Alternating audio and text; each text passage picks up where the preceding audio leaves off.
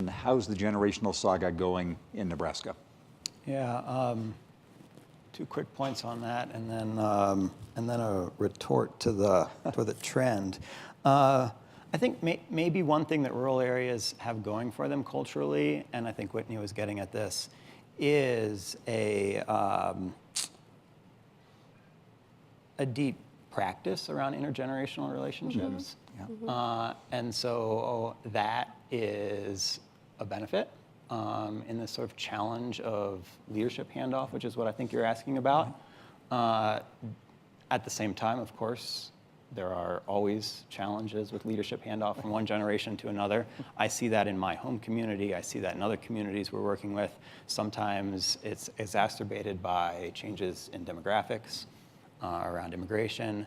But I don't think that that is unique to rural. I think those are stories that we see play out in all communities.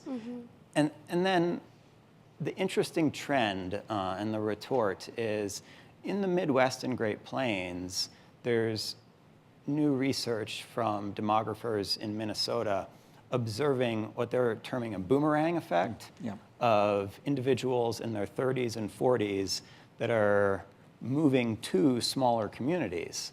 And they can see this because there are more people in their 30s and 40s than there should be in these communities when they do the census. And so they're starting to drill into it and figure out what the stories are and why those people are returning. But it's a real effect. It's really happening over a widespread portion of the country. I'm an entire believer in the boomerang effect. We've seen it, across the country.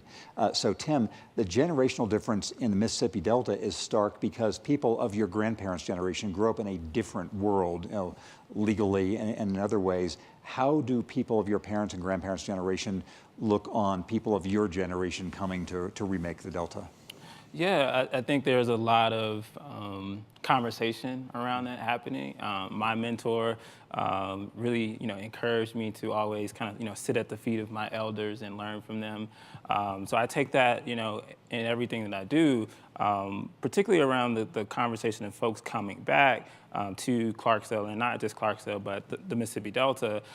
There has been this unique conversation around, being called to come back, but also using those talents to really make that place a better place again. And I think that's really unique. But in terms of like the power dynamics, there are a lot of, particularly, older leaders in our communities that are looking to kind of pass along the torch of leadership. And I think that always comes down to, well, we're ready to catch the torch. Are you ready to let it go?